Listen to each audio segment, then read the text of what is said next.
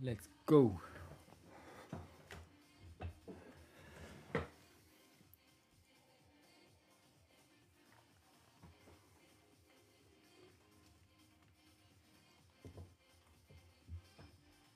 Bienvenue à tous. Comment vous allez? J'ai un peu de retard. Merci pour ceux qui vont partager, qui vont liker. On a un record de likes qui est à 63 500 likes pendant le live. Est-ce qu'on va le dépasser aujourd'hui? Salut Discipline, ça va bien et toi? Aujourd'hui j'ai la pêche, j'espère que vous aussi. Ouais, j'ai un petit retard. Je viens de rentrer du boulot, c'est pour ça que j'ai une coupe un peu à l'arrache là.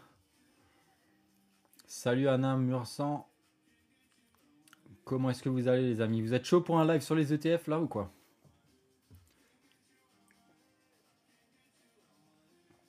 Enchaînez les likes, les partages.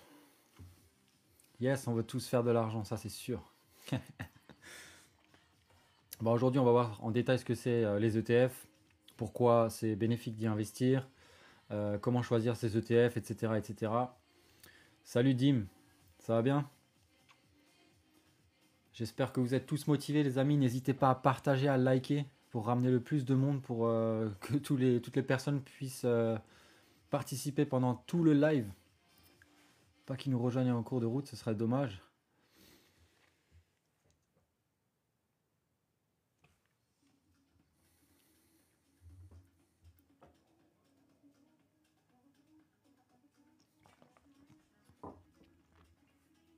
Yes, le voyageur, pourquoi pas chez Boursorama, ouais.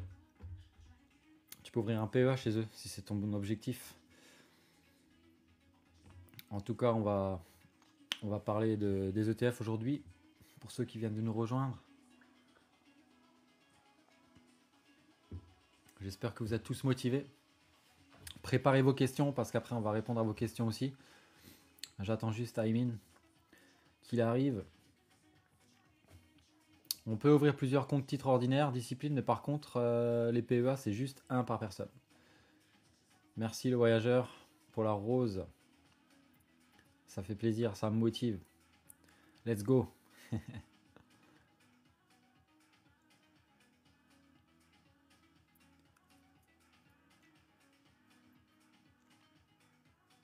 On attend qu'il y ait un peu plus de monde qui se connecte. N'hésitez pas à partager, à liker et ensuite on va débuter.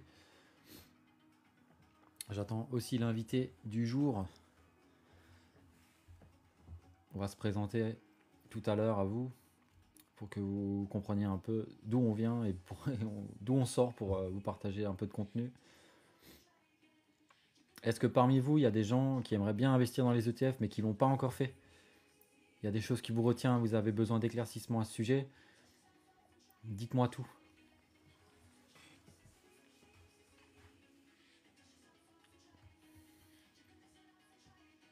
Discipline, tu veux dire que tu as déjà investi ou tu veux investir?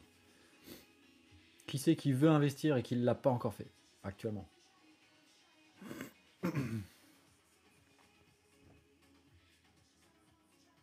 Pas encore, ok.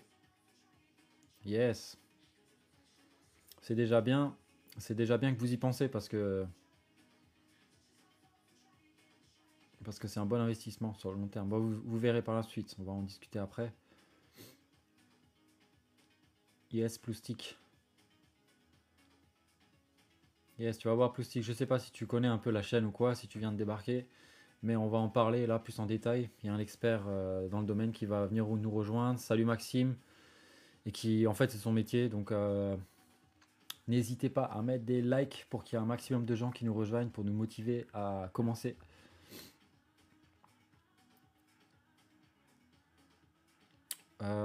C'est sûr que plus tu commences tôt, user 1951, plus c'est mieux. Après, il n'y a pas d'âge pour commencer à investir, hein. Ce sera peut-être quelque chose que tu pourras léguer à tes enfants. Ok, ça marche. Yes, le voyageur, ouais, pourquoi pas, ouais. Comme dit, l'idée, hein, c'est d'ouvrir d'abord un premier compte pour avoir un fonds de sécurité. Blue Magic autant que tu peux, c'est l'objectif. Après, ne te restreins pas trop non plus, hein, mais pense à vivre quand même un minimum. Mais tu as un bon salaire, tu vois, tu devrais pouvoir Tu devrais pouvoir gérer ça comme un chef, je pense. Bienvenue à tous ceux qui nous rejoignent. Yes, notre invité du jour vient d'arriver. Alors, c'est parti, je vais l'inviter. Salut Télia, ça va et toi? Alors, t'as passé le cap, Télia, ou pas? Yes, let's go. J'espère que je vais arriver à t'entendre. Yes, yes, c'est OK? Tu Est-ce que ça fonctionne ou pas? m'entends? Attends, voir. Tu Yes. m'entends? Je sais, est-ce que je sais pas si tu es en train de parler, mais vous pouvez juste. Ok, vous l'entendez. Donc c'est de nouveau moi qui ai un problème avec mes écouteurs. Ah oui, ils sont connectés sur mon ordi, c'est pour ça. Bonjour à C'est quoi le tous. bordel ça?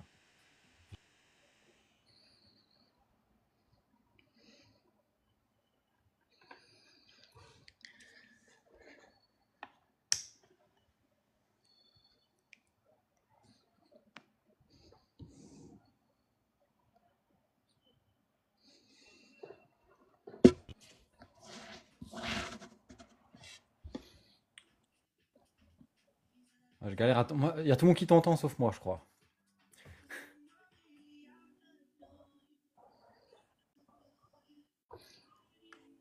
Vous me voyez. Attends, OK. voir. Bon.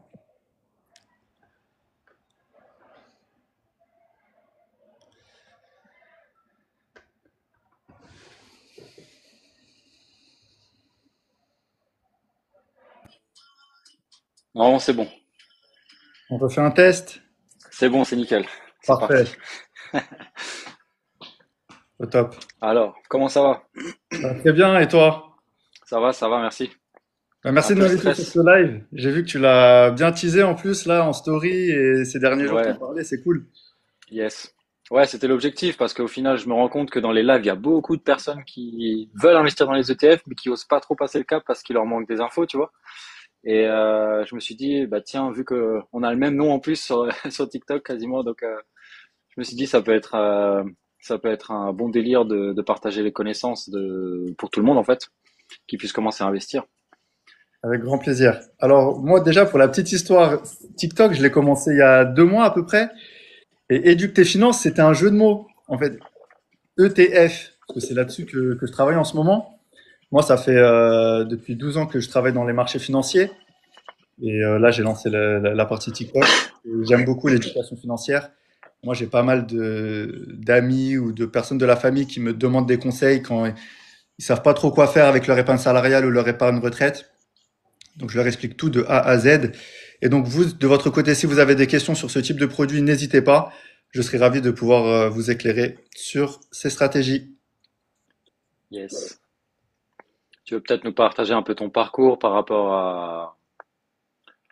à... Tu bosses dans le milieu, c'est ça? J'ai cru Exactement. comprendre. Ouais. Ce qu'on appelle la gestion d'actifs ou asset management en anglais. Donc c'est tout simplement de la gestion d'argent pour des entreprises ou des particuliers. On peut avoir des entreprises plus ou moins grandes. Ça peut être je sais pas moi, Ubisoft, la petite PME du coin, qui a de la trésorerie, qui n'en a pas besoin à l'instant T, qui sait pas trop quoi en faire. Donc plutôt que de voir l'inflation rogner cette trésorerie-là, ils peuvent faire appel à des sociétés de gestion comme BlackRock, Amundi ou des acteurs un peu plus locaux en France. Et, euh, et nous, on gère l'argent. Ça peut être aussi bien sur des actions, des obligations, et on va développer tout ça de toute façon. On va faire un petit comparatif entre les actions et les obligations. Je ne sais pas si c'est clair déjà pour tout le monde cet aspect-là. N'hésitez pas à le mettre en commentaire et puis on va tout détailler. Yes. On va faire la base. Et s'il y a des questions, step by step, on rentrera dans les détails. N'hésitez pas à mettre des likes pour ramener un maximum de monde, les amis.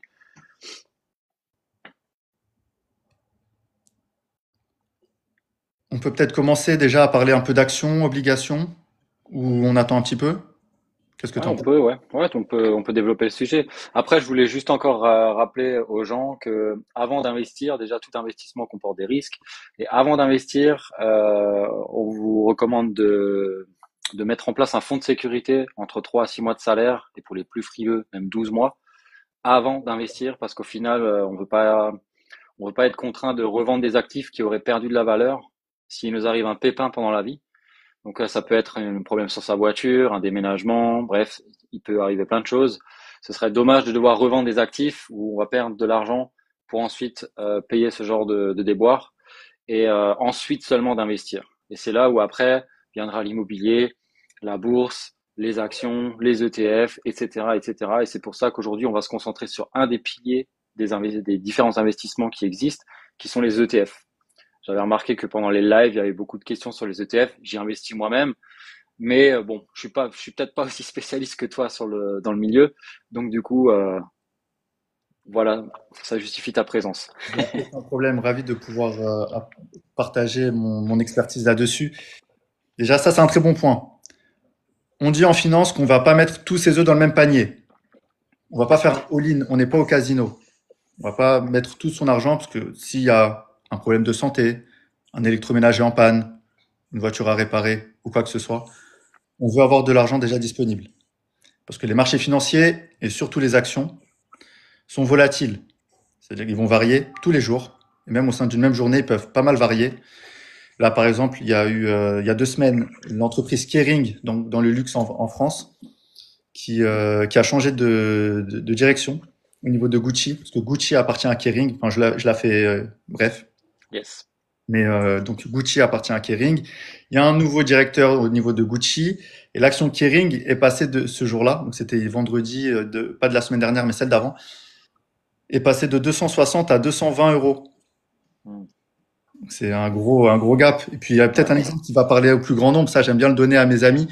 Je sais pas si certains suivent le foot, mais il y a eu un jour où Cristiano Ronaldo a fait une interview après un match où il a retiré une bouteille de Coca. Et rien que ce geste-là a fait perdre 4 milliards de dollars de valorisation à Coca-Cola. Waouh. Un dernier exemple, ensuite je m'arrêterai là. On a eu en 2015, donc ça c'était au moment où moi j'étais plutôt junior dans le métier, mais Volkswagen qui avait menti sur les émissions de CO2. Et ça, quand ça s'est su, l'action avait fortement chuté. Et ça, c'est problématique si on investit que sur une seule entreprise. Donc déjà, premièrement, je répète ce que tu as dit. On va d'abord se constituer une petite épargne de côté. Et à partir Yes. de là, on va pouvoir investir. Et quand on investit, on va pas faire un all-in. On investit step by step. On investit petit à petit, plutôt. C'est ça. J'ai notamment fait une vidéo, moi je l'ai publiée ce matin, pour parler d'une méthode qui s'appelle le DCA. Donc DCA, c'est tout simplement de l'anglais pour Dollar Cost Averaging. Et en gros, c'est pour investir au fur et à mesure, plutôt que de mettre, je sais pas, quelqu'un qui a 1200 euros à investir, plutôt que d'investir 1200 euros d'un coup, on va mettre 100 euros sur 12 mois. Pourquoi? Parce que si on met 1200 euros et qu'on est sur le point haut, et qu'il y a une baisse qui arrive, ou un conflit géopolitique, une crise sanitaire, ou peu importe, on peut se retrouver avec une forte baisse. Et ça, c'est pas terrible pour commencer ces investissements. Le Salut décès, Thomas. je suis en mode décédé en ce moment. Ouais, c'est le mental. En fait, il faut pas, enfin, faut pas baisser les bras parce qu'on sait que les actions, historiquement, c'est le marché qui est plutôt rentable. Il rapporte en moyenne autour de 8% par an. Alors moi, je me méfie. Il y en a beaucoup, je l'ai vu sur TikTok, il y en a beaucoup qui parlent de 8 à 10%. Moi, je préfère être prudent et on va même viser 6 à 7%. Pourquoi? Parce que quand on investit, on va passer par une banque classique, une banque traditionnelle comme BNP, Société Générale, Crédit Agricole, ou on peut passer par une banque en ligne, ce que je préfère. Mais tout ça, ça a un coût. Quand on passe par Boursorama, Fortuneo, Trade Republic ou peu importe, forcément, ils vont pas nous donner accès au marché financier gratuitement. Eux-mêmes, déjà, ils ont un coût et ils vont essayer de prendre une petite marge quand nous, on investit. Donc, tout ça pour dire, il y en a beaucoup qui parlent de 8 à 10%. Soyons conservateurs. On va dire que nous, on va plutôt avoir 6 à 7%. Donc, je réponds aux commentaires le DCA, mais moi, je suis en mode décédé en ce moment. Toujours garder la tête froide. Ne pas paniquer. Ça, c'est la pire solution. Je le dis, moi, j'aime beaucoup le sport et on voit que, je donne l'exemple du foot. Quand il y a un penalty, le gardien en face, dans 95% des cas, il va plonger. Il va partir sur un côté. Alors qu'il y a la solution du milieu, qui est d'être statique, de patienter, qui existe. Parce qu'il vaut mieux laisser couler, renforcer ses positions. Au pire, ça nous diminue notre prix d'achat. Et on a notre vision long terme, qui nous permettra d'avoir, dans le meilleur des cas, 8 à 10% par an. Sinon, allez, 6%. Et ce sera très bien. On sera au-dessus de l'inflation. Ça nous permettra d'avoir un peu de revenus de côté. Peu importe le projet. Il y en a qui aiment bien mettre de l'argent de côté pour avoir. L'objectif, c'est de faire le tour du monde. D'autres, c'est préparer l'éducation de leurs enfants, l'école, post-bac. Il y en a d'autres, ça va être pour la retraite. Peu importe l'objectif, nous, on garde la tête froide et toujours la vision long terme. Pour ma part, DCA sur MSCI World. J'aime bien. On continue petit à petit à renforcer ses positions sur le MSCI World. Petit point d'attention sur le MSCI World, c'est que il est fortement exposé aux États-Unis. Sur les derniers reportings, donc en allant sur le site MSCI, on a les reportings, donc c'est des rapports mensuels qui montrent sur quoi le MSCI World est investi, aussi bien géographiquement que par secteur. Et en ce moment, c'est aux alentours de 65-70% sur les États-Unis. Donc la diversification, elle n'est pas optimale là-dessus. Mais c'est mieux que rien. Il y a aussi En fin de compte, est-ce que c'est bien d'investir sur le S&P 500 et le MSCI World en même temps, vu l'exposition qu'il y a dans le MSCI World? Ouais. Alors, moi, ça, je suis pas trop fan de cet aspect-là. Parce que en allant sur le MSCI World, on va automatiquement Ouais. avoir du S&P 500. Et d'ailleurs, donc MSCI World, enfin MSCI et S&P, ce sont des entreprises qui vont créer des indices boursiers. Et pareil, nous, quand on va investir dessus, ça aura un coût. On va venir rémunérer ces entreprises-là. S&P, par exemple, c'est le S, esperluette, donc le S et P. C'est l'abréviation de Standard Poor's. Peut-être que vous avez déjà entendu ce nom-là. C'est la fameuse agence de notation qui va venir baisser ou augmenter la note de chaque pays. Donc, par exemple, ils peuvent mettre un double A à la France, un simple A, un triple A, ce qu'on espère tous, mais ça semble compliqué en ce moment. Et donc, toutes ces entreprises-là, ils créent les indices, mais c'est pas gratuitement. Donc, quand le MSCI World, lui, augmente de 8%, nous, on va avoir différents coûts. On va avoir ce qu'on appelle les frais de courtier, ce que va venir prélever un Trade Republic, un Boursorama, un Crédit Agricole, ou peu importe l'intermédiaire qu'on va utiliser pour investir en bourse. Et il y a une autre partie qui va être prélevée par l'entreprise qui a créé l'indice. Ça peut être Euronext, parce que c'est eux qui ont créé le CAC 40, par exemple. Ça peut être Standard & Poor's pour le S&P et MSCI. Je ne sais pas si je rentre un peu trop dans les détails ou si c'est OK. Moi, en tout cas, c'est un domaine qui me passionne, donc je peux en parler pendant des heures, mais n'hésitez pas. Faut mieux mettre 100 sur S&P ou 50 sur S&P. Non, parce qu'en fait, quand on met 50, ça c'est une très bonne question. Et merci Thomas de la poser. Parce que quand on va mettre 100, voilà, 100 sur S&P, on va avoir qu'une seule transaction.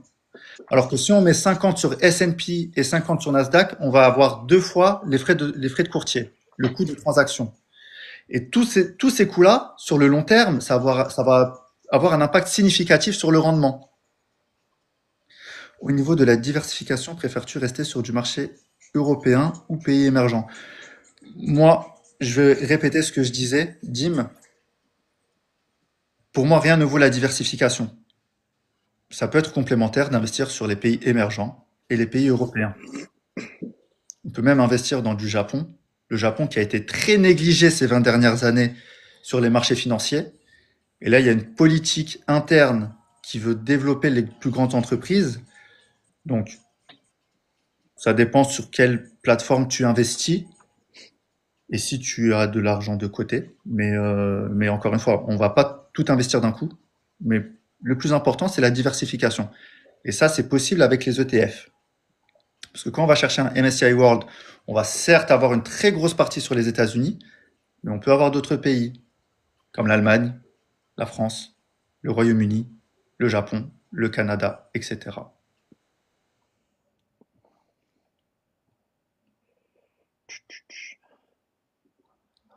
Donc chaque mois, vaut mieux se concentrer sur un ETF pour éviter les frais supplémentaires.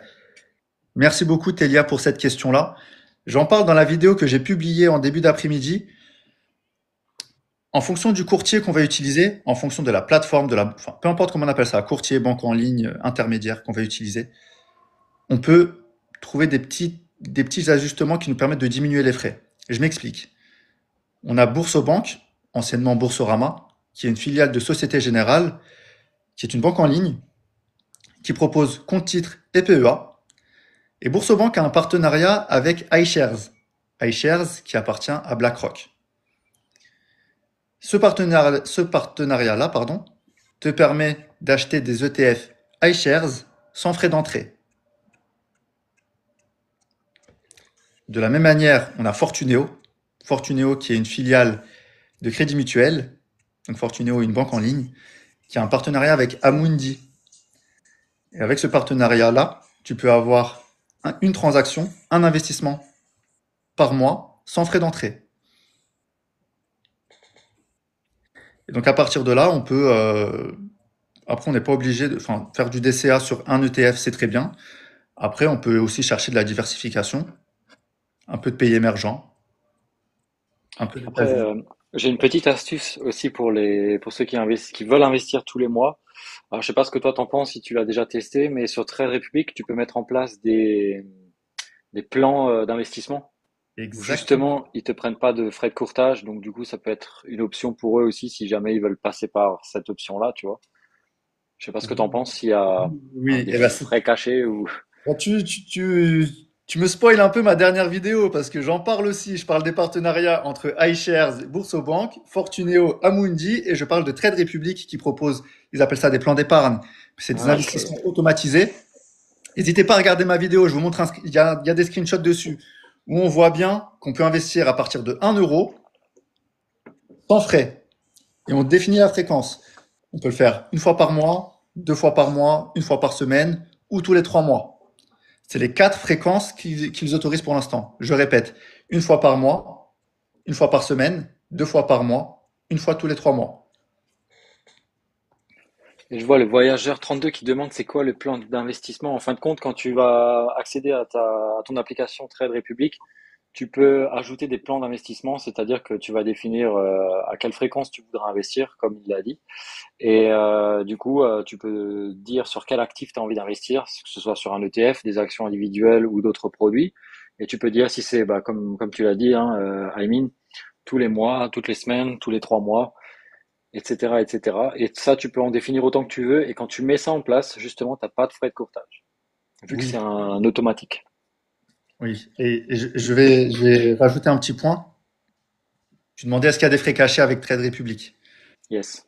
Ils le font pas gratuitement, hein, on va pas se mentir. Trade Republic, déjà, eux-mêmes, c'est une entreprise. Ils sont là pour faire du business et ils ont des coûts. Enfin, ça leur a coûté super cher de développer une application qui est très intuitive. Leur site est très bien fait. Franchement, pour les novices, enfin, moi, j'ai accompagné des amis à créer un compte et ils le font en 3 minutes. Et Trade Republic aussi, donc c'est une entreprise, ils sont là pour faire du cash. Donc, en gros, là où eux vont se rémunérer, c'est que une ent- enfin, on va prendre moi dans la vidéo que j'ai publiée tout à l'heure, je prenais l'entreprise Hermès. Donc l'entreprise Hermès, elle est cotée aujourd'hui à un peu plus de 2400 euros. Mais sur Boursobank, quand tu vas l'acheter, tu la verras peut-être, je vais donner un exemple hein, pour grossir le trait, mais tu la verras peut-être à 2400, on va dire 2400, et Boursobank va te la vendre, donc Boursobank va te la vendre 2400 et ils vont prendre 1,99 € de frais de transaction, de frais de courtage. Trade Republic, eux, ils vont te la vendre 2402, mais ils vont te dire, nous, on est sans frais, mais ils vont te la vendre les 2 euros plus cher. En fait, ça, à peu près, ça va se compenser, ça va venir se compenser. Mais donc, non, c'est pas, enfin, Trade Republic, ils ont développé un super outil, mais il y a ça, c'est ce qu'on appelle le spread, enfin, l'écart achat-vente. L'écart achat-vente. Donc, Trade Republic va te le vendre un poil plus cher, et en contrepartie, ils vont te dire on n'a pas de frais d'entrée. C'est aussi ce que fait eToro. C'est pas mal du point de vue marketing. Ouais, mais ça, j'ai fait une vidéo là-dessus. Les frais sur les ETF. C'est la dernière que tu as faite là? Alors moi, tout à l'heure, alors c'était en début d'après-midi, j'ai créé une vidéo qui montre comment investir avec 1 euro. Donc je parlais du plan d'épargne là, de Trade Republic. Ah, J'ai fait ok. un screenshot. J'ai fait un screenshot. Je montre, voilà, je veux investir tous les mois 1 euro sur l'entreprise Hermès. Et je montre bien que c'est gratuit. Enfin, ils mettent bien que ça n'a pas de coût. Mhm. Sauf que, voilà, il faut pas être naïf, il faut l'avoir en tête. L'entreprise va être un poil plus chère chez Trade Republic que sur Boursorama. Et là où ça va venir s'équilibrer, c'est que Boursorama va prendre un frais de courtage. Et pour répondre à ta question, donc non, j'ai fait une autre vidéo, je crois que c'était la semaine dernière sur les frais des ETF, où Ah oui, j'ai parlé je me souviens, oui. t'as les coûts de courtage, là, que va venir te prendre un Fortuneo ou un Boursorama ou Bourse Direct, peu importe. Et tu as ce qu'on appelle les frais de gestion.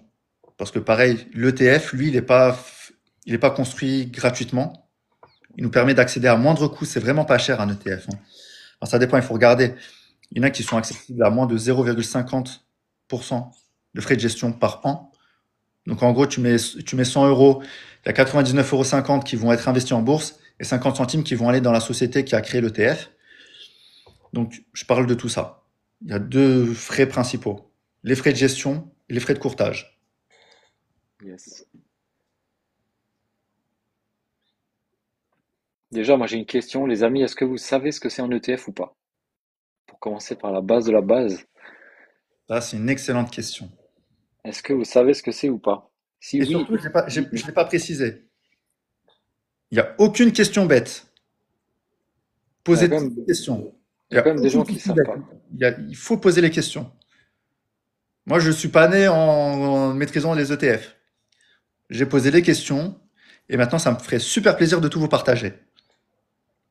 Ah bah voilà, il y a beaucoup de monde qui sait pas finalement, tu vois. Ok, très bien. Donc, ETF, c'est un mot en anglais. C'est un acronyme pour dire Exchange Traded Funds. Je ferme la parenthèse. C'est un produit d'investissement qui va te permettre de recopier la variation d'un indice boursier. Par exemple, je vais prendre un ETF sur le CAC 40. Amundi en a un. Amundi, c'est le numéro 1 en Europe sur les ETF et c'est une filiale du Crédit Agricole. Je ferme cette parenthèse.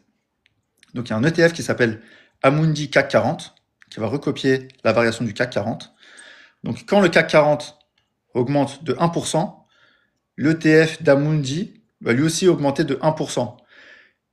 En réalité, ça va être un peu moins. Il va y avoir des poussières parce que, comme je disais, il va y avoir des frais. Amundi va pas proposer cet ETF gratuitement. Mais dans l'ensemble, ça va être ça. Et c'est comme ça qu'on crée un ETF. C'est la définition d'un ETF. C'est un panier d'actions. Merci Telia. C'est exactement ça. C'est un panier d'actions. Et je parlais du CAC 40, mais aussi on va reprendre depuis le début.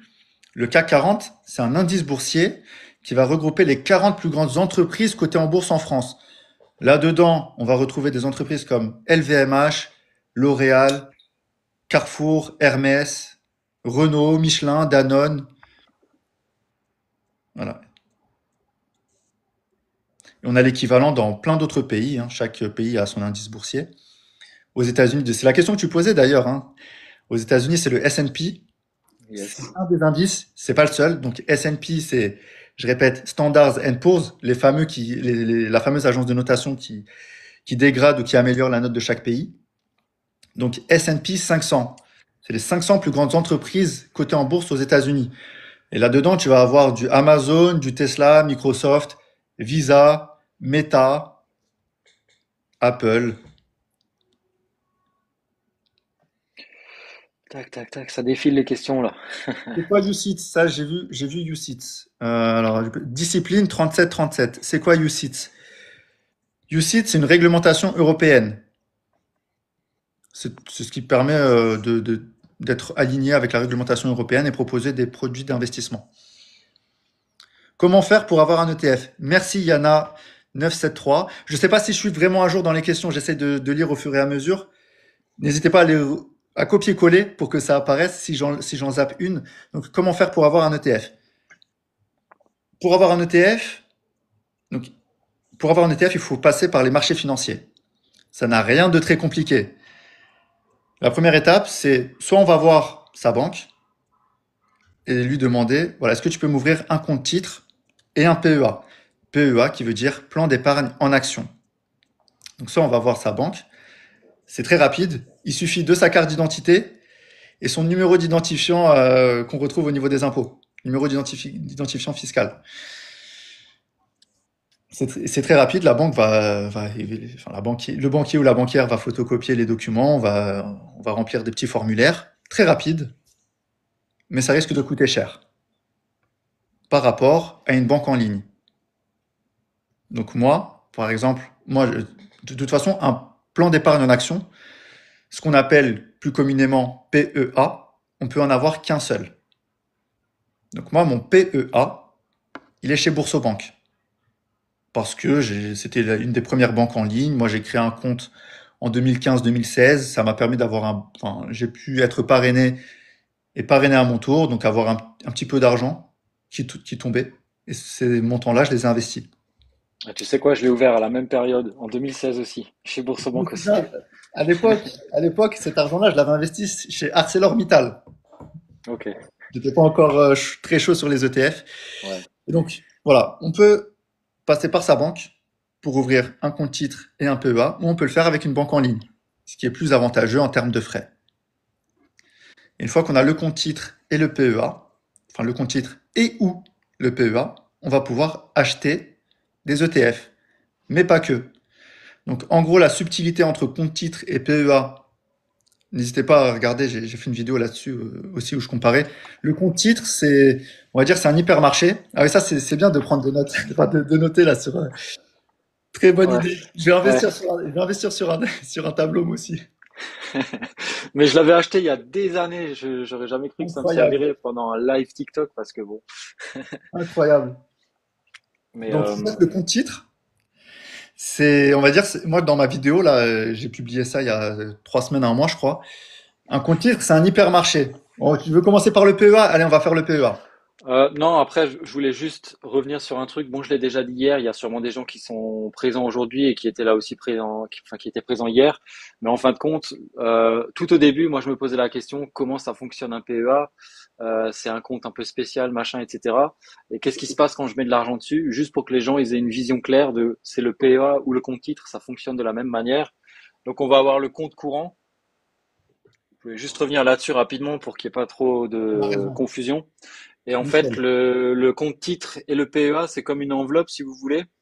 Vous avez deux espèces de mini-comptes. Donc, vous allez avoir de l'argent de votre salaire sur le compte courant.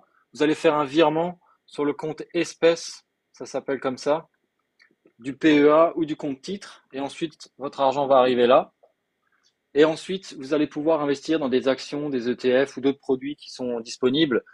Et ça, on appellera tout simplement avoir plusieurs lignes, donc plusieurs entreprises dans lesquelles vous avez investi ou plusieurs ETF. Donc juste pour que ce soit plus concret pour les gens qui n'ont jamais investi encore. Donc du coup, compte courant, vous faites un virement vers votre PEA, vous avez un RIB comme n'importe quel compte. Ça va arriver sur le compte espèce. Et tant que l'argent reste là, il n'est pas volatile, vous pouvez ensuite sélectionner des actions que vous voulez acheter, des ETF, etc. Et ensuite, seulement une fois que l'argent arrive ici, ça peut monter, ça peut descendre, comme Aymin l'a dit, c'est des fois plus volatile à certaines périodes que d'autres, mais en gros, ça fonctionne comme ça. Et ça, c'est PEA et compte titre, ça fonctionne de la même manière. Sauf que le PEA a quelques avantages que le compte titre n'a pas. Mais je te laisse commencer par le compte titre du coup. Ok, on va faire le compte titre. Alors, j'essaie de revenir sur les questions. Mais ça, déjà, merci de l'avoir précisé. Excellent réflexe. Et je suis désolé si j'oublie certains points. Mais ouais, tu as raison. Il y a certains points à préciser. Non, mais peut-être que toi, t'es trop dans, comment dire, vu que t'es pro là-dedans, tu vois, il y a des gens qui débutent et qui l'ont jamais fait, donc j'essaie juste de mettre 2 secondes à leur place et C'est magnifique. comme ça, C'est ils puissent magnifique. comprendre, tu vois. C'est magnifique. Alors, déjà, PEA. Tu as commencé par écrire PEA sur ton très beau tableau. Yes. La petite astuce avec le PEA, c'est de l'ouvrir le plus vite possible. Pourquoi? Parce que le PEA, plan d'épargne en action, pour rappel, c'est une enveloppe qui nous permettra de payer beaucoup moins d'impôts, enfin, d'être beaucoup moins taxés sur nos plus-values. La contrepartie, donc ouais, effectivement, je vais peut-être commencer par le PEA. Ouais, c'est peut-être mieux. Donc le PEA va nous permettre de payer beaucoup moins d'impôts, d'être beaucoup moins taxés sur nos plus-values à partir du moment où il a fêté son 5e anniversaire. Donc 5 ans. Et on peut l'ouvrir à partir de 18 ans. Moi, ce que j'aurais aimé qu'on me dise, c'est à mes 18 ans, voilà, tu peux passer ton permis et tu dois ouvrir un PEA. Ouais, c'est un bon réflexe, ça. Parce que le plus important, c'est de prendre date, parce qu'au bout de 5 ans, en fait, le compte titre est composé de cette manière-là. Il y a l'impôt sur le revenu. Je sais plus de combien de pourcents on parle, mais en gros, ça fait 30% en tout. C'est ça. Au bout de 5 ans, sur le PEA, lorsque vous retirez de l'argent de cette enveloppe-là, vous allez que payer 17,2%, que ce soit sur les dividendes ou les plus-values. Le compte titre, c'est dès que vous touchez un dividende, dès que vous effectuez une plus-value, c'est direct 30%, peu importe ce que vous faites de votre argent. Et c'est important de l'ouvrir relativement tôt, quitte à laisser son argent dans cette partie-là sur le compte espèce et de ne rien investir, mais de prendre date et d'ouvrir le PEA. Voilà. Et je rappelle aussi, hein, tant que l'argent est ici, il n'est pas volatile, il peut rien se passer, vous pouvez pas le perdre. Oui, oui, oui. Voilà. C'est ce qu'on appelle effectivement prendre date. Yes, c'est Ouvrir ça. le plus possible son PEA dès la majorité. Alors, c'est pas magique. Si, voilà. Éducter Finance, number one, disait qu'on a beaucoup moins d'impôts. En contrepartie, on va être plus restreint dans nos investissements, puisque le plan d'épargne en action, le fameux PEA dont on parle en ce moment, va nous permettre d'investir sur la zone euro. France, Espagne, Allemagne, Portugal, Italie, etc. Autriche et j'en passe. Donc, il va nous permettre d'investir sur les actions de la zone euro. Très important, sur les actions. Et les ETF de la zone euro. Oui, dis-moi, tu voulais peut-être préciser quelque chose. De toute façon, c'est un échange, du moins si tu as... Ouais, ouais, non, non, c'était. Moi, j'avais une question, mais c'est peut-être pas trop le moment de la poser par rapport au. J'avais la discussion avec Telia hier. Euh, J'hésitais à lui conseiller certains ETF parce qu'en fait, tu sais, il y a donc les ETF qui sont physiques et qui sont synthétiques. Oui. J'ai l'impression que comment dire, dans l'enveloppe du PEA, tu peux qu'investir dans des ETF qui sont synthétiques. Mais je crois qu'il y en a des physiques, non? Si je dis pas de bêtises. Oui. Ok. On va évoquer ce point très volontiers. Donc, je reprends où j'en étais et on reviendra sur la distinction ETF physique, ETF synthétique. Ouais, vas-y, vas-y, ouais. Donc, on va payer moins d'impôts sur le PEA. En réalité, le vrai mot, c'est on va pas payer d'impôts, on va payer uniquement des prélèvements sociaux de 17,2%, ce que vous voyez en bas à droite du tableau. Ici, là. En Et contrepartie, ça, on peut investir. Oui. et ça, c'est uniquement si tu sors de l'argent de ton PEA après 5 ans. Ouais. Et ça va concerner que les gains, que les plus-values. Yes. En contrepartie, on va pas pouvoir investir partout dans le monde. On va pouvoir investir que dans la zone euro, que dans les actions de la zone euro.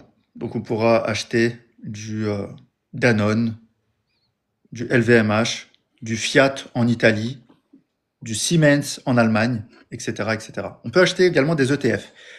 Sauf que les leaders dans la partie ETF ont trouvé une petite faille.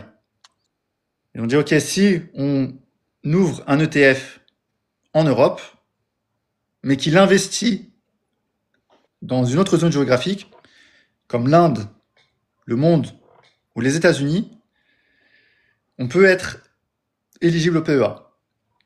En fait, ce qu'ils font, je ne veux pas trop rentrer dans les détails, mais ils vont investir sur, enfin, on va prendre un exemple, Amundi qui a créé il y a 2 semaines un nouvel ETF MSCI World éligible au PEA. Donc, au sein du portefeuille d'Amundi, il y a des entreprises d'Europe, de la zone euro, pour être plus précis. Donc, il y a Siemens, il y a Adidas, il y a Renault, LVMH, etc. BNP, enfin bref, j'arrête avec les exemples. Et donc, ça, c'est le portefeuille d'Amundi, là où ils vont investir, donc que des actions de la zone euro. Et derrière, ils vont s'associer avec ce qu'on appelle une banque d'investissement. Ils vont voir une autre entreprise, une autre institution financière, et ils vont leur dire, moi, je te donne l'exposition à la zone euro, et toi, en contrepartie, tu vas me donner la performance, tu vas me donner la variation d'un autre indice boursier. Donc ça, après, ils se mettent d'accord, c'est contractuel. Soit je te donne l'exposition, je te donne les positions de la zone euro, et toi, tu vas me donner une exposition à l'Inde, une exposition aux États-Unis, une exposition sur 23 pays développés, ce que fait le MSCI World, etc., etc. C'est ça qu'on appelle un ETF synthétique. C'est qu'il va y avoir ce qu'on appelle un contrat, c'est un swap. Swap, c'est de l'anglais, mais c'est pour échanger l'exposition, les positions de Amundi MSCI World contre la variation du MSCI World. C'est ça un ETF synthétique. Et sinon, de l'autre côté, il y a ce qu'on appelle les ETF physiques, où là, c'est tout simplement un ETF qui va investir sur les positions où il va avoir les variations. Et il y a Discipline qui pose une bonne question. Est-ce qu'il y a un risque particulier d'investir plutôt sur des ETF qui sont synthétiques ou plutôt qui sont physiques? Alors, dans les deux types d'ETF, il y a ce qu'on appelle le risque de perte en capital. Déjà, je vais commencer par ça. Ouais. On a commencé, enfin, au début, on a parlé de ça. Il y a un risque de perte en capital. On n'est pas sur du livret A. Quand on investit en bourse, on veut gagner de l'argent. On veut générer un rendement supplémentaire. Sauf qu'en finance, on parle beaucoup du couple rendement-risque. Plus le rendement attendu, espéré augmente, plus le risque augmente. Donc, pour les ETF physiques et les ETF synthétiques, il y a un risque de perte en capital qu'on retrouve également sur les actions. Là, je parlais au début des exemples de Coca-Cola, Volkswagen. Il y a eu Tesla il n'y a pas très longtemps, avec un petit peu de mécontentement autour d'Elon Musk. Donc Tesla qui a perdu jusqu'à 40% de sa valeur. Donc le risque de perte en capital, on le retrouve partout à partir du moment où on investit. Parce qu'on on n'est pas sur de l'épargne, on est sur de l'investissement. On est sur les marchés financiers. Ensuite, sur les ETF, on a ce qu'on appelle le risque de liquidité. Risque de liquidité, ça peut faire un peu peur comme ça, mais on va vite balayer ça. C'est est-ce que je peux vendre mon ETF facilement ou pas? Donc, quand on est sur un MSCI World ou un MSCI India, China, les marchés, on va dire, très demandés, il ne va pas y avoir de risque de liquidité. Ça, ce risque de liquidité, on va surtout le retrouver quand on va s'exposer sur un secteur très spécifique et sur une zone géographique très spécifique. Ensuite, on a un autre risque au niveau des ETF, c'est ce qu'on appelle le risque de suivi. Parce qu'un ETF, on ne prend pas un ETF pour faire du 30% par an. Non, on prend un ETF pour recopier la variation d'un indice boursier au plus juste.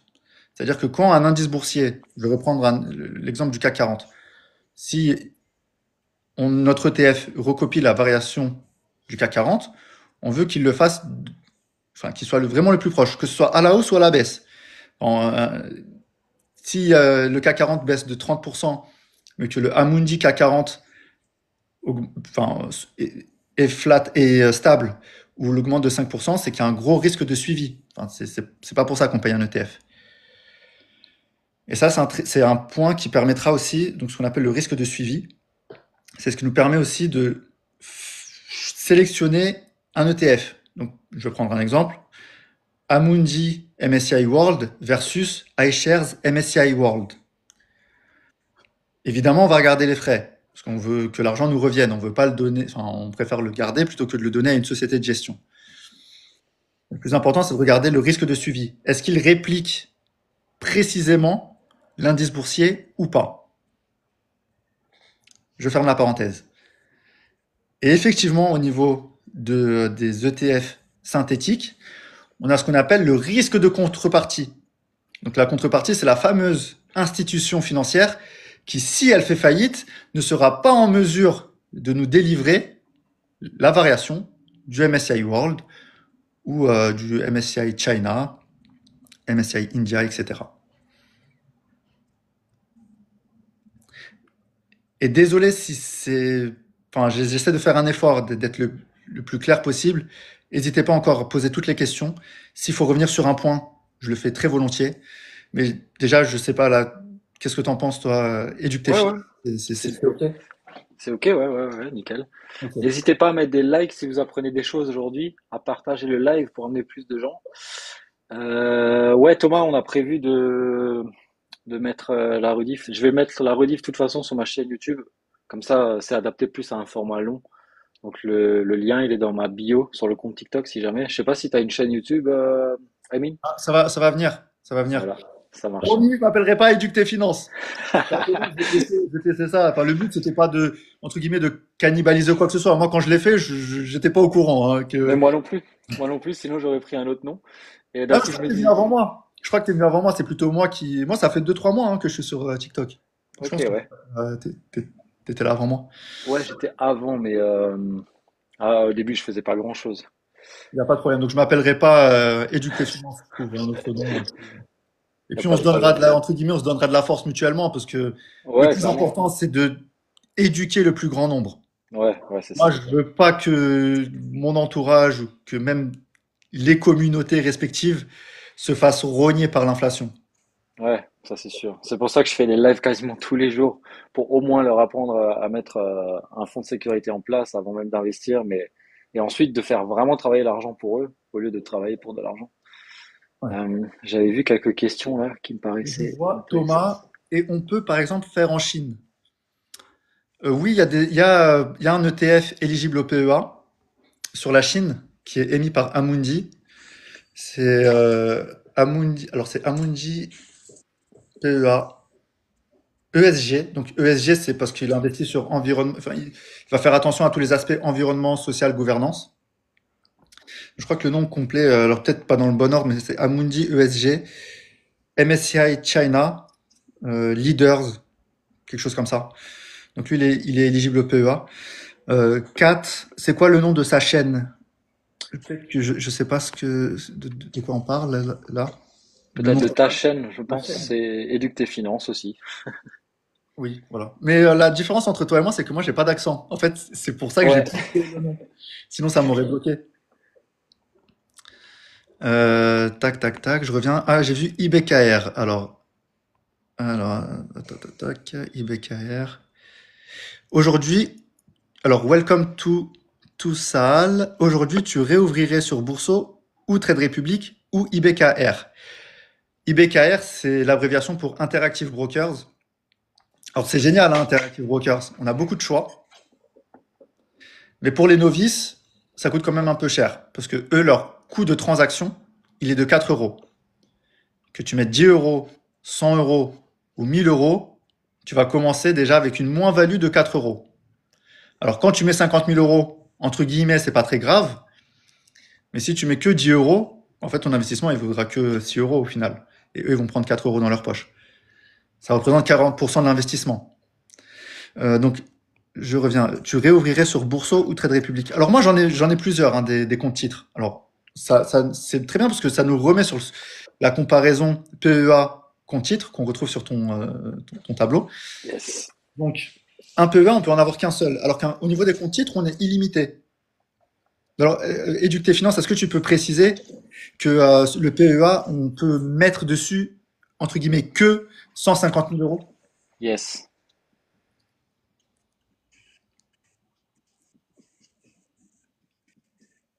On est d'accord. Tu peux mettre 150 000 euros, mais si le portefeuille vaut plus, Ah en oui, fait, oui, oui. c'est le total des versements qui Oui. sont.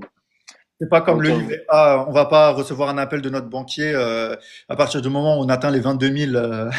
ouais, c'est ça. Ouais, c'est-à-dire que si on verse en tout pendant la vie du PEA, on a le droit de verser de notre compte en banque 150 000 euros, mais après, forcément, les actions vont travailler, etc. Donc, il y a la possibilité qu'en fait, tu as un PEA à 200, 300 000 euros avec beaucoup de temps, je pense. Oui, oui, oui. Alors, tu réouvrirais sur Boursorama de Trade Republic. Voilà, je peux parler de mon expérience. Des comptes titres. Alors, j'ai un compte titre sur Boursobank, Fortuneo, Trade Republic et Bourse Direct. Donc, au niveau des comptes titres, on n'est pas limité et c'est bien d'en avoir plusieurs. Pourquoi? Parce qu'il y a les fameux partenariats dont on parlait au début. Quand je veux acheter un ETF d'Amundi, je vais plutôt aller sur Fortuneo. Quand je veux acheter un ETF d'iShares, je vais aller sur Boursobank parce que sur ces deux aspects-là, je ne vais pas payer de frais d'entrée.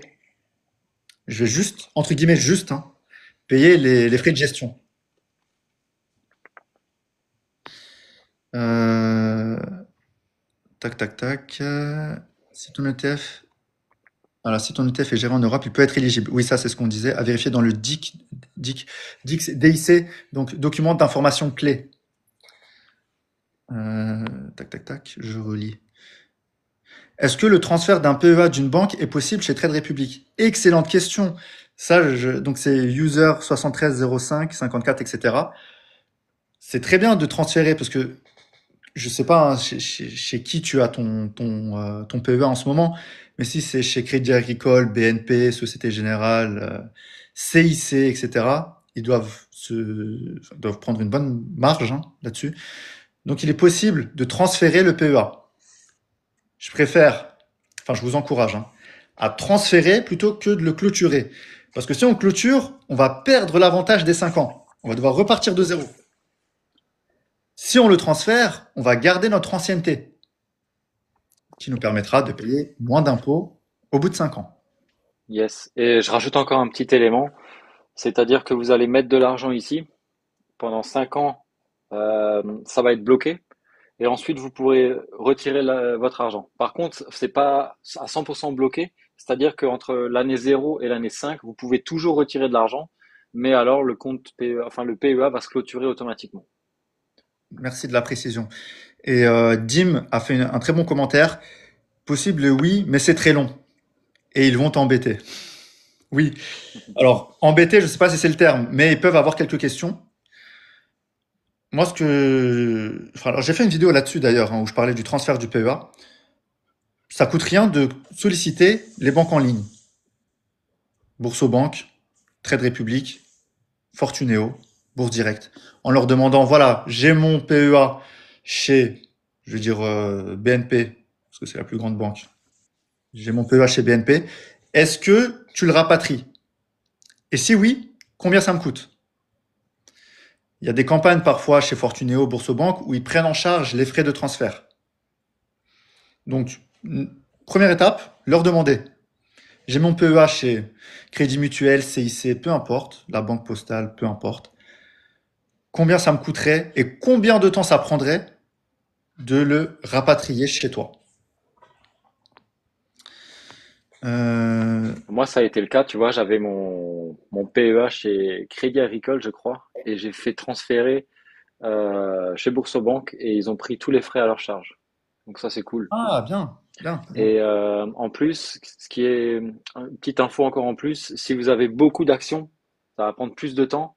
Donc vaut mieux, si on veut économiser beaucoup de temps, en revendre ses positions pour revenir en cash, pour faciliter le transfert et que ça aille plus vite.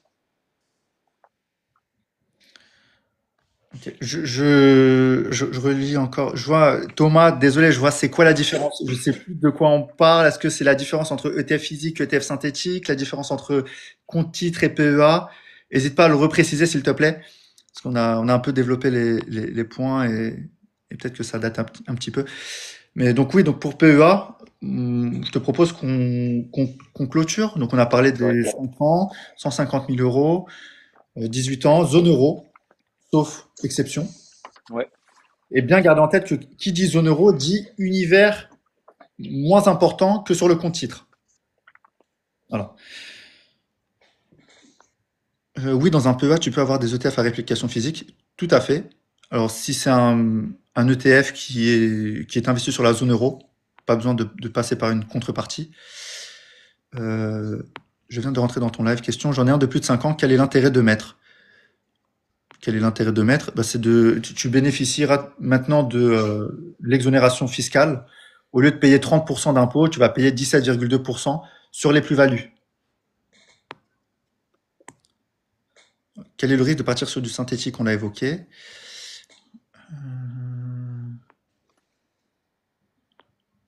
Ah, c'est un hasard que vous ayez tous les deux le même pseudo.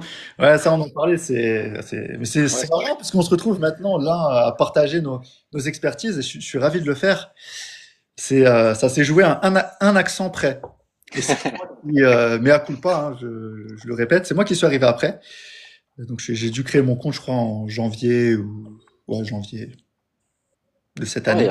y a pas de souci par rapport à ça. De toute façon, en fait, moi, j'avais créé le compte. Enfin, j'étais revenu sur TikTok parce que bon, je scrollais uniquement pour voir un peu les contenus que les gens proposaient. Et je me suis dit, tiens, éduque tes finances, je vais lancer un truc sur Internet pour aider les gens à mieux gérer leur budget, à les éclairer, enfin, leur apporter une certaine éducation financière qu'on n'a peut-être pas forcément eu. Et tiens, je vais rechercher s'il y a quelqu'un d'autre qui a le même nom que moi. Mais une fois que j'avais déjà créé, tu vois. Ouais. Et mais plus tard, ça j'ai cherché beaucoup plus tard. Je me suis dit tiens, est-ce il y a un autre mec qui s'appelle comme ça et tout. Et là, je tape oh non, l'enfoiré et tout. Et je regarde qui c'est et tout. On est ensemble. On est ensemble, on a le même objectif. Mais au final, ouais, voilà. Et surtout, je sais, là, j'ai pas de visibilité sur. Voilà, moi, comme je disais, c'est mon premier live, hein. Je vois 7,3K likes. Merci beaucoup. Je sais pas combien on est. Mais surtout, s'il y a des abonnés à On est à moi, 110. bienvenue à tous. S'il y a des abonnés à moi qui sont présents, n'hésitez pas à donner de la force. À Éduque tes finances number one. Donnez-lui de la force. Il est très bon. J'ai écouté certains de ses lives. Franchement, il est très, très technique. Il est très, très bon. J'ai appris pas mal de choses. Notamment sur tout ce qui était immobilier, déduction, report de charges, etc. Franchement, n'hésitez pas. Donnez-lui de la force. Il est bon. Merci beaucoup. N'hésitez pas à liker le live et à aller suivre l'autre Éduque tes finances sans accent du coup. Et, euh, et à liker le live et à le partager pour ramener un maximum de monde, les amis. On a l'affranchi qui demande est-ce qu'il y a des intérêts sur de l'espèce au niveau du PEA ou il faut basculer en action? Ça, c'est une très bonne question. Ah ouais, c'est On va cool pas ça comme céder à question. l'euphorie. On va pas céder à l'euphorie. Ce qu'il faut, c'est encore une fois, nous, on n'est pas des traders. On a une vision de long terme. On veut pas faire du trading, de l'intraday. On veut pas acheter à 9h08 pour revendre à 9h25. On n'est pas sur des gros volumes. On y va step by step, petit à petit. On fait son DCA, donc ses fameux investissements programmés, automatisés tous les mois. Donc, alors, est-ce qu'il y a des intérêts sur de l'espèce? Oui, c'est que tu as de l'argent disponible qui te permettra d'investir tous les mois. Ou si jamais toi, tu aimes bien une action, je sais pas moi, je connais pas tes centres d'intérêt, la franchise, mais si tu suis une action de près et que tu décèles une opportunité, ça peut être pas mal d'avoir de l'argent déjà dispo dans la partie espèce. Comme ça, si tu le sens, tu pourras investir directement. Je pensais, Clairement, etc., attendre et puis que tu loupes une opportunité. Oui, pardon, tu voulais compléter? ouais, je pense qu'il parlait peut-être des intérêts parce que tu sais, Trade Republic propose le compte courant qui est rémunéré tous les mois avec les intérêts. Il voulait peut-être dire est-ce qu'on reçoit des intérêts sur le compte espèce, tu vois? Ok, ok, Donc, bah, Trade Republic le fait, je crois. Oui, oui. oui, il le fait, oui, oui, oui. Et ensuite, oui, bah après, je sais pas, j'ai pas de PEA chez eux, donc je pourrais pas dire si après, t'as le compte courant de Trade Republic normal et ensuite un autre compte courant là-bas. Je sais pas si, enfin, un autre compte espèce pour le PEA. Je sais pas si c'est deux comptes où il faut basculer. Je crois que c'est deux comptes où il faut basculer l'argent, hein. Oui, oui, oui, c'est du classique. Donc, on a le compte espèce et après, on a la partie investissement, donc soit compte titre ou PEA. Alors, moi, là-dessus, comme je précisais, j'ai mon PEA chez Boursobank. On peut en avoir qu'un seul. Donc, je peux pas trop voir comment ça fonctionne, mais je pense que l'intérêt, il est plutôt sur le compte courant et non pas la partie espèce du PEA. Ouais, c'est ça. Je peux me tromper, apprendre avec des pincettes. Mais c'est plutôt comme ça que je le verrai. Le trading, c'est comme quand tu vas au tabac pile ou face. Alors, c'est un métier le trading. Je dirais pas que c'est du hasard ou que c'est du pile ou face, mais c'est un métier. Et c'est chaud mentalement. Je me permets de dire, hein, c'est chaud. Faut être très très solide et on met pas son argent n'importe où. Merci, c'était ma question. Et ben super si on a pu y répondre à deux. Super. Ensuite, moi, j'avais une autre question et peut-être que les abonnés ils se posent la même question. C'est concrètement, je suis devant mon application, je vois les ETF, il y en a plein. Comment est-ce que je fais pour savoir lequel prendre? Comment est-ce que tu vas aller plutôt sélectionner cet ETF plutôt qu'un autre? Est-ce que tu regardes les frais, le prix de la part, les émetteurs de l'ETF? Qu'est-ce qui te fait prendre tes décisions à toi, par exemple? Ou alors, qu'est-ce que tu recommandes aux gens de vérifier pour qu'ils puissent faire un peu leur devoir et partir avec un investissement qui est plus éclairé? Ok. Ce que je te propose, c'est que on a parlé du PEA. On fait vite fait, on termine, on clôture le sujet du compte titre. Comme ça, on a fait notre comparaison. Ouais, J'ai noté la question et on va en reparler. Donc, le compte titre, on peut en avoir plusieurs. Comme je disais, moi j'en ai, me concernant, hein, chez Boursorama, Trade Republic, Fortuneo, Bourse Direct. On n'est pas limité en termes de montant, contrairement au PEA qui est à 150 000 euros. je vais refaire un dessin. Ouais, c'est ça. Je pense que c'est plus parlant enfin, ils ont de la chance, hein. Tu prends du temps pour eux, là. C'est cool. Ouais, t'inquiète. Bien accompagné avec toi. Donc, Euh, pas de plafond. donc là, ça c'est illimité. Voilà, pas de plafond. Tu peux mettre 1 euro comme 1 million d'euros ou même plus. Oui.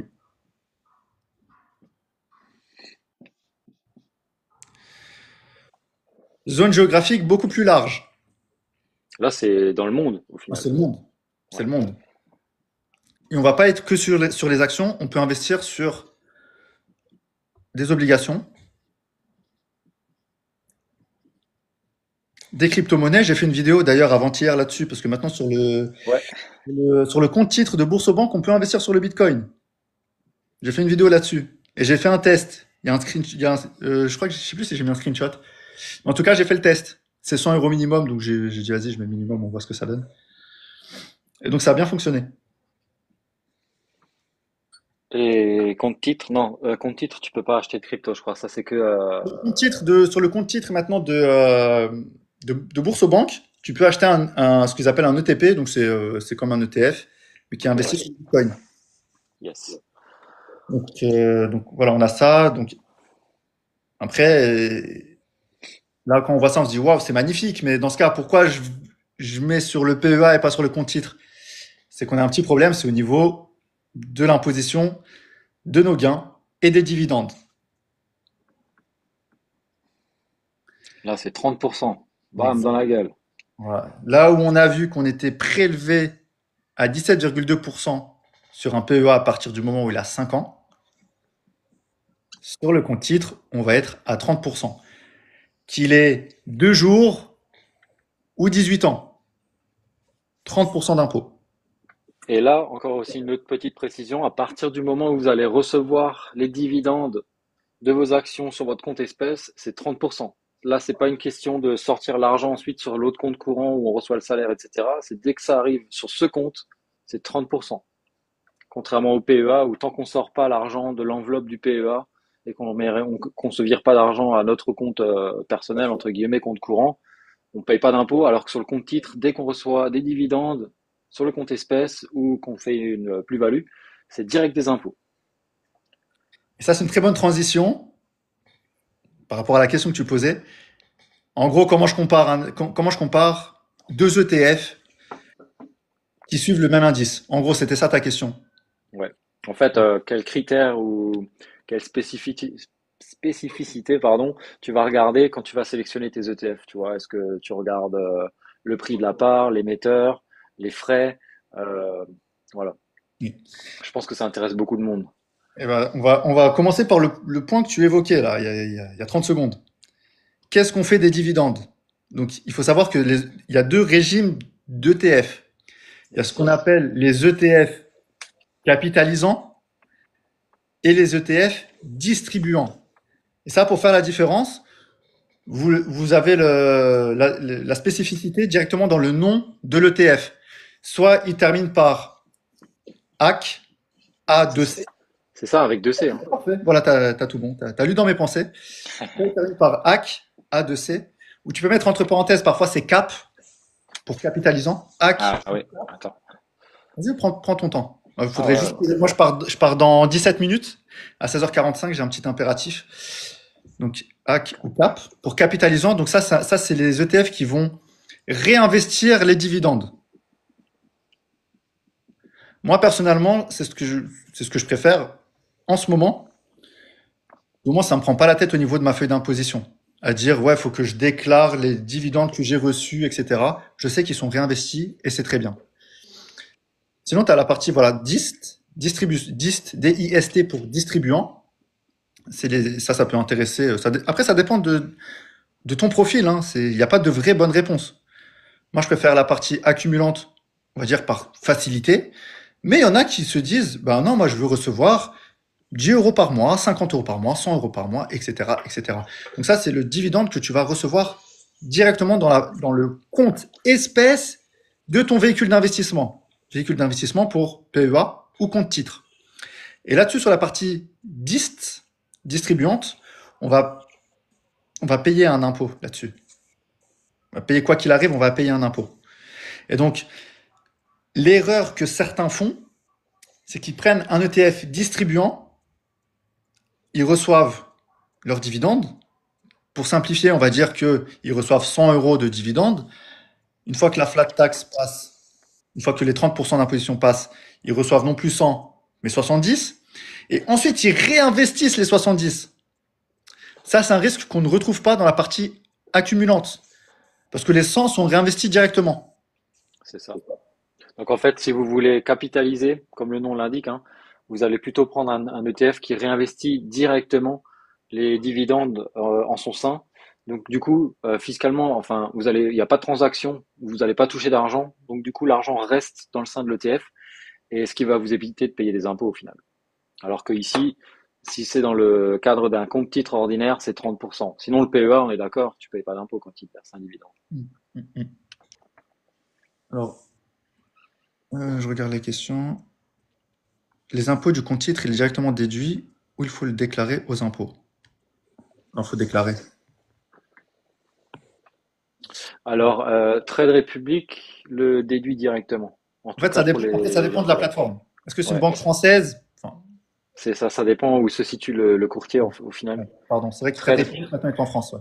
Trade Republic le fait et il pré-remplit aussi ta déclaration d'impôt en amont. Ça est tout nouveau, hein, c'est depuis janvier, je crois, février qu'ils le font. Exactement. Ouais. Alors ensuite, pour continuer à sélectionner mon ETF, je vais regarder. Alors je peux regarder le prix de part. Ça, c'est important, surtout sur un PEA. Parce que sur un compte titre, on peut faire du fractionnement. C'est-à-dire que si un ETF coûte 500 euros, on peut acheter 0,5% de l'ETF sur un compte titre. Pour l'instant, c'est pas possible sur le PEA. Justement, Mathias Bacchino, donc le directeur de Trade Republic, disait que ça allait potentiellement être possible d'ici juin. Moi, je suis plutôt conservateur hein, à chaque fois. Vous l'avez vu quand je vous parlais des variations, je vous ai dit on va viser 6%, enfin on va plutôt dans notre tête se dire 6% et non pas 8-10. Voilà. Soyons plutôt prudents.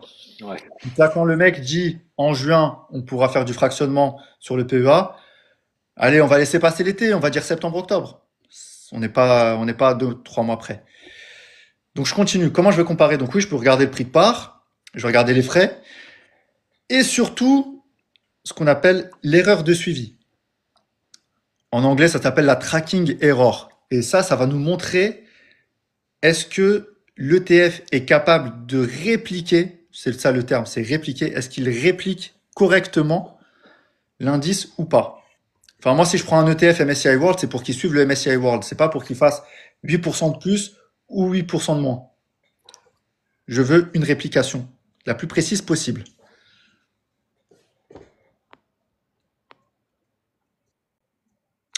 Rose qui demande comment savoir quel ETF qui réinvestit. Tu l'as dans le nom de l'ETF. À la fin, donc tu vas retrouver. euh, D'ailleurs, on a eu une question au début, mais c'est quoi UCITS? Donc en gros, tu peux avoir dans le nom de l'ETF, ça va commencer par la société, donc soit Amundi, iShares ou BNP. Ensuite, tu vas avoir l'indice qui est recopié. Donc, on va dire Amundi MSCI World. Ensuite, tu vas voir UCITS, UCITS, ETF. Et après, tu vas voir AC ou DIST. Comme ça, en un coup d'œil, directement, juste en voyant le nom du. T'as pas besoin de regarder le document d'information clé, les prospectus, etc. En un coup d'œil, avec le nom de l'ETF, tu es capable d'identifier le régime de dividende.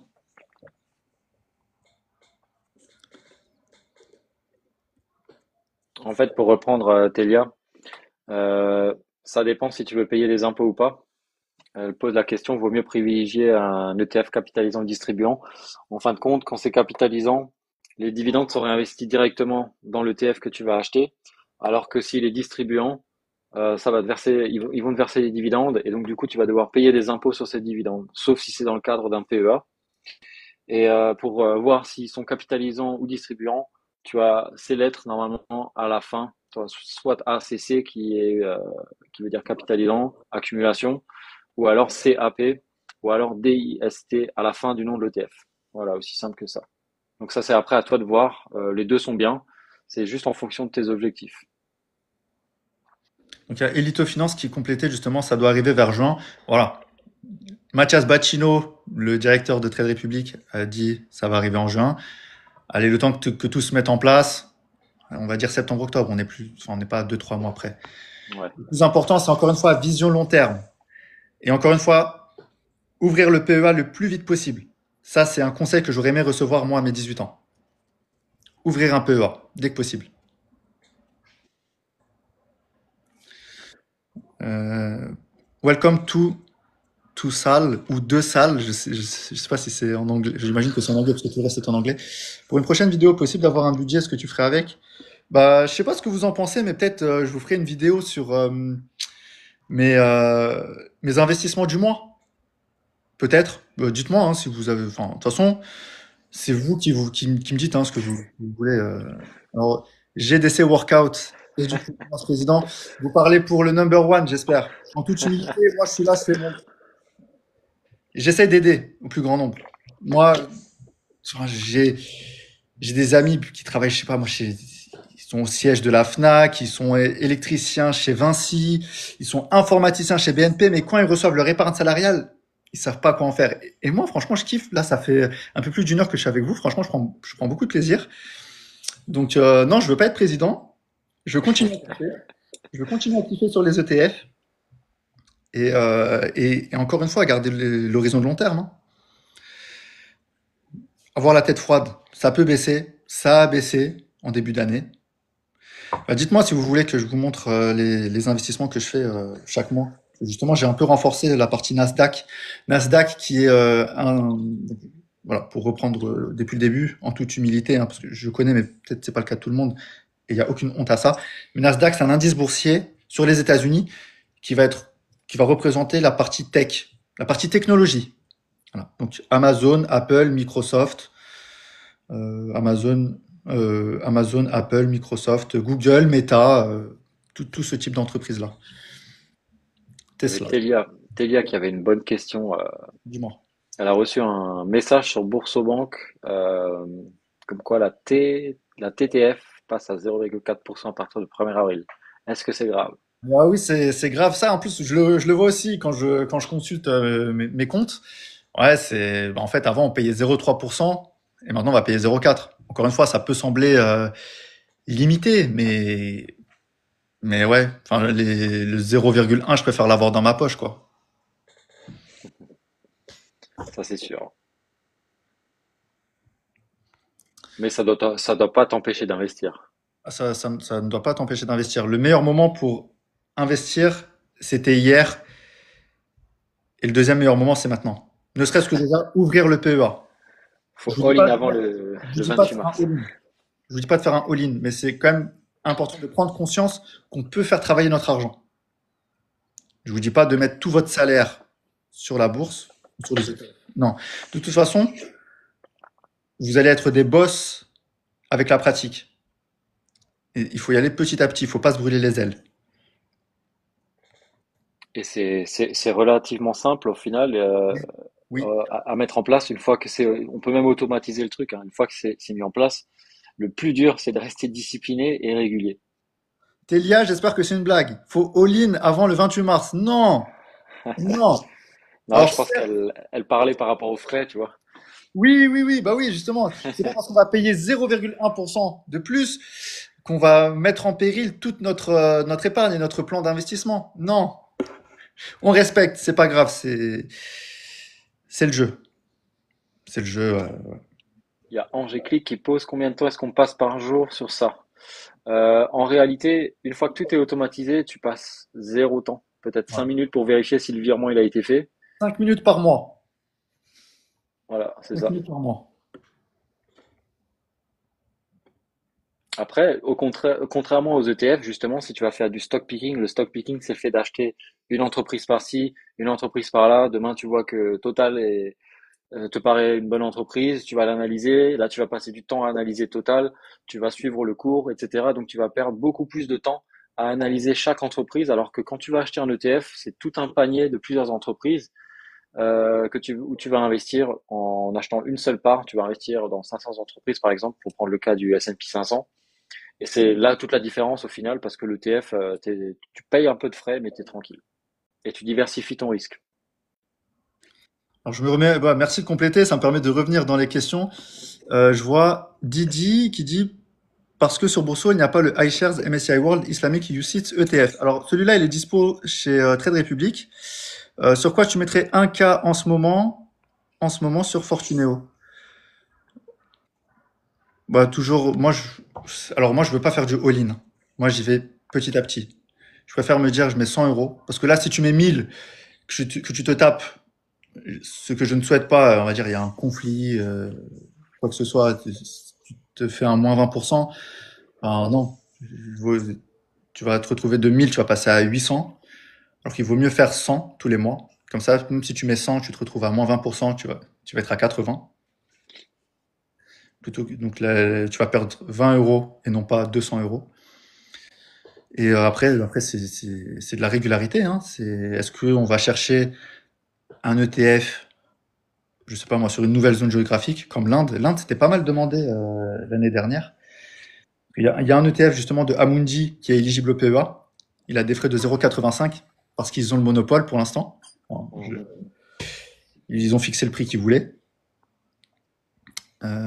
Tac, tac, tac. Qu'est-ce qu'on a d'autre? C'est quoi ta stratégie sur le Bitcoin, sur Bourseau? Tu as commencé avec 100. Alors, moi, je suis plus ETF, action. Après, oui, j'ai commencé avec 100. Juste pour dire dans ma vidéo, OK, ça marche. C'était juste pour ça. Ça m'a permis d'avoir une certaine crédibilité parce que je peux pas dire aux gens qui me regardent, ouais, c'est génial, tu peux investir sur le Bitcoin avec Bourseau. Et après, me prendre des commentaires, ben non, en fait, j'ai pas pu. Donc, non, c'est juste, j'ai mis 100 euros comme ça, histoire de. Tac, tac, tac, tac, tac. Qu'est-ce qu'on a? Pourquoi Fortunéo de Coco? Désolé si je prends pas dans le bon ordre. Euh, et je devrais quitter exactement dans 4 minutes. En tout cas, j'ai pris beaucoup de plaisir. Et dites-le si vous avez aimé. Comme ça, on retrouvera un petit créneau d'une heure, 1h30 pour continuer. Pourquoi Mettez des Fortunéo? likes, les amis. Pourquoi Fortunéo? Donc je réponds à Coco. Fortunéo pour 2 points. Et là, je t'invite, Coco, à regarder la vidéo que j'ai publiée aujourd'hui. Parce que chez Fortunéo, tu peux avoir deux investissements par mois sans frais d'entrée. Le premier, c'est grâce à leur partenariat avec Amundi. Ça, c'est clair, net, précis. Je leur ai envoyé un mail. Donc, ils ont ce qu'ils appellent le free buy. En gros, tu vas pas avoir de frais d'entrée sur une sélection d'ETF Amundi. Et le deuxième élément avec Fortunéo, c'est que tu peux avoir un investissement sans frais d'achat tant qu'il est inférieur à 500 euros. Et les deux sont cumulables. Tu peux investir une première fois 500 euros maximum sans frais d'entrée et une deuxième fois avec un ETF d'Amundi qui est éligible à leur offre. Donc c'est ça qui est pas mal avec Fortuneo. Et ils ont quand même une gamme plutôt large. Chez qui il vaut mieux ouvrir un PEA? Après, ça dépend franchement, en soi, ils sont tous à peu près équivalents, hein, que si tu es sur Trade Republic, enfin, je veux dire, si ton objectif, c'est de faire tous les mois, ou tous les 3 mois, ou toutes les semaines, un investissement précis de 50 ou de 100 euros, même 1 euro, comme je l'ai montré dans ma vidéo de tout à l'heure, c'est pas mal. Parce qu'au moins, tu vas pas te prendre la tête. Ça va se faire automatiquement. Après, chez Boursorama, c'est bien aussi, parce qu'ils ont un partenariat avec iShares. iShares, qui est le leader mondial, hein. iShares, ça appartient à BlackRock. Donc, Boursorama et iShares ont un partenariat. Et tu as pas mal d'ETF iShares éligibles à leur offre. Donc, ça, c'est pas mal. Donc, en soi, ça se vaut bien. Euh, Faut-il acheter les actions de Tesla en ce moment? Culture Data and IA. Désolé, moi, je fais pas de conseils en investissement. Et puis de toute façon, je préfère les ETF. Les ETF, pour la diversification qu'ils proposent, ils sont pas chers du tout. T'as, ouais, tu diversifies ton risque, quoi. Et tu sais exactement dans quoi t'investis. Parce que quand tu investis sur un ETF, par exemple CAC 40, tu sais que tu vas investir dans les 40 plus grandes sociétés cotées en France. Et t'as la liste, hein. Donc en premier, c'est LVMH, deuxième, c'est L'Oréal ou Hermès, je sais plus. Enfin, le podium, c'est LVMH, L'Oréal, Hermès. Tu vas avoir du Total, Carrefour, c'est des entreprises qui nous parlent, hein. Danone, Michelin, Sanofi, ceux qui ont Doliprane. Voilà. Bah, moi, j'avais fait l'inverse, tu vois. Figure-toi, au tout début, quand j'ai commencé en 2016, je me concentrais plutôt sur des actions Ouais. que les ETF. Après, j'ai vraiment pas perdu d'argent. J'ai acheté, j'ai attendu, tu vois, mais j'ai pas acheté non plus des actions comme il dit JDC Workout, d'Eurotunnel ou des entreprises un peu farfelues comme ça. J'ai vraiment pris la liste des actions aristocrates ou Ouais. des King Dividend, tu vois, et je me suis pas pris la tête. Ou alors je me suis posé la question, quelle marque j'utilise tous les jours? Tu le dis Oui. bien, Doliprane, Sanofi, donc c'était juste des choix un peu logiques. Mais au final, si on veut s'éviter toutes ces prises de risques, il vaut mieux aller se concentrer vers les ETF. Alors, je me permets, parce que là, moi, je vais partir dans 1 minute. Oh yes, ça Je réponds à marche. 2 questions. Comment faire du Vas-y. DCA sur Fortunéo? Ça, c'est Luc Siran. Donc, tu vas faire tous les mois. Tous les mois, tu vas faire un virement sur ton compte titre ou ton PEA de Fortunéo. Et après, t'investis quand tu veux. Et Elito Finance qui dit, vous n'avez pas peur de critiquer les banques tradis et être blacklisté plus tard professionnellement. Alors, il faut savoir que les banques, alors, moi, je critique pas, hein, les banques en ligne, enfin, les banques traditionnelles, c'est très bien. Heureusement qu'elles ont existé d'ailleurs. Bon, là, elles ont profité, elles ont pris un max de marge et tant mieux pour elles. Mais il faut savoir elles ont pris le virage digital aussi. T'as Hello Bank qui appartient à BNP, Before Bank qui appartient à Crédit Agricole, Bourso Bank qui appartient à Société Générale, t'as Easy Bourse qui appartient à la Banque Postale, Fortuneo qui appartient à Crédit Mutuel, enfin Crédit Mutuel Arkea, parce qu'il y a plusieurs crédits mutuels, donc Crédit Mutuel Arkea, et t'as Monabank qui appartient à l'autre Crédit Mutuel. Donc non, les banques, c'est dans leur intérêt aussi de gagner des parts de marché sur le digital, plutôt que de se faire manger par un Trade Republic ou un Interactive Brokers. Bon, pour moi, j'ai pris énormément de plaisir. Merci beaucoup. J'ai vraiment, moi, de toute façon, moi, je suis là pour accompagner, faire un partage d'expertise, et j'ai senti beaucoup de bienveillance de votre côté. Et moi, c'est enfin, comme je vous ai dit, pour moi, il n'y a pas de question bête. On est là pour s'aider mutuellement. Donc, merci pour votre soutien. Je vais vous laisser. Vous êtes entre de très bonnes mains. Et s'il y a des personnes à moi qui sont connectées en ce moment, donnez-lui de la force. Il est très, très chaud. Il Et est pareil, extrêmement chaud. allez le suivre. Il Il est est extrêmement spécialisé dans chaud. les ETF, il fait du contenu uniquement que sur les ETF, donc du coup, n'hésitez pas à aller vous abonner et à consulter ces vidéos, elles sont aussi très bien faites. D'où le éducter finance. Mais après, on fera d'autres, moi, en tout cas, à répéter avec grand plaisir, hein. Mais Ouais, bien sûr, ouais. donc pour le reste, on va pas se marcher l'un sur l'autre. Je m'appellerai pas éducter finance, hein. Non, mais franchement, tu fais comme tu veux, Oh, moi ça m'est égal. tranquille, tranquille. Même ça va être plus sympa même pour tout le monde, tu vois. On sait pas éduque avec accent ou sans accent. On va pas se prendre la tête. En tout cas, merci beaucoup. Je vous souhaite une très bonne fin de journée. Balancez un max de commentaires. Moi, de toute façon, je suis là pour vous aider, pour m'améliorer. Et donc, si vous avez des recommandations, des commentaires, des critiques, tant qu'elles sont constructives, je prends. Et on grandit tous ensemble. Merci Yes, avec beaucoup. plaisir. À très vite. À plus, ciao. Bye.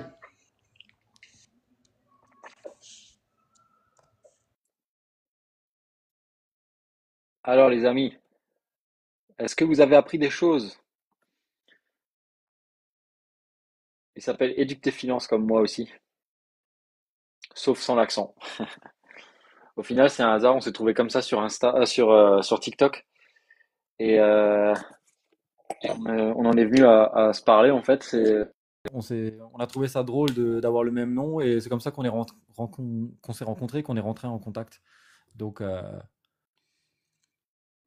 ce qui nous a amené vers un live. On s'est dit, tiens, toi, tu es sur les ETF, moi, je suis plus sur la stratégie d'épargne, etc. Donc, euh, donc voilà. On fera aussi un live, si tu es d'accord, Zégophin, sur l'immobilier. Ça serait intéressant pour les personnes qui veulent investir dans l'immobilier et qui se posent beaucoup de questions à ce sujet parce que je pense qu'on a beaucoup de choses à dire là-dessus. Alors peut-être pas cette semaine, mais on pourra. Déjà, faudra que je te rappelle parce que ça fait déjà un bail que je dois te rappeler. Il faut savoir que l'autre compte Éduque tes finances, on est en contact depuis mes débuts, depuis mes 200-300 abonnés. Donc ça date pas d'hier. On a un peu galéré à trouver un moment pour prendre du temps pour vous. Donc n'hésitez pas à vous abonner. Si vous voulez avoir plus d'infos sur l'immobilier, tout ce qui est SCI, etc., on pourra dédier un live complet sur ça. Et bien sûr, Zégophin, on ne parlera pas que d'immobilier, mais on va dédier un live peut-être juste à l'immobilier pour vraiment faire comme là en mode ETF, mais plus vers l'immobilier, ça peut être cool. Et après, pourquoi pas faire un live tous ensemble avec Guillaume aussi, où on parle de tout et n'importe quoi, de l'investissement en général. On peut faire ça en soirée, un samedi soir si vous avez des dispos. Ça peut être sympa. N'hésitez pas à mettre des likes, les amis, et à vous abonner à nos deux comptes. Donc j'espère que vous avez appris des choses aujourd'hui et on refera ça vers, euh, vers l'avenir, à l'avenir. Merci pour votre soutien, merci pour vos likes et je vais aussi y aller du coup. Ouais, ça peut être cool. Un genre de cercle d'investisseurs, ça peut être sympa. Un qui est plus calé dans l'immobilier, l'autre dans les ETF, etc. Et peut-être que la prochaine fois, on essaiera encore plus de détailler des informations au sujet des ETF. Vraiment plus concrètement, comment est-ce qu'on fait pour en acheter, etc., etc. Si vous n'avez pas tout saisi, tout compris, n'hésitez pas aussi à noter vos questions dès maintenant, qu'elles soient prêtes pour le prochain live qu'on va faire. Je reviens peut-être demain, voir ce week-end, et on pourra débriefer tout ça ensemble. Avec plaisir. On est là pour ça, il n'y a rien à vendre, on prend de notre temps pour le passer avec vous. Et j'espère que ça vous plaît en tout cas. Ouais, la fiscalité, j'ai déjà mal à la tête maintenant, Zégophin. Mais c'est important de l'évoquer, effectivement. Allez les amis, j'ai batterie faible. Je vous dis à bientôt. Et merci d'avoir été là, d'avoir passé du temps avec nous. À bientôt. Ciao, ciao.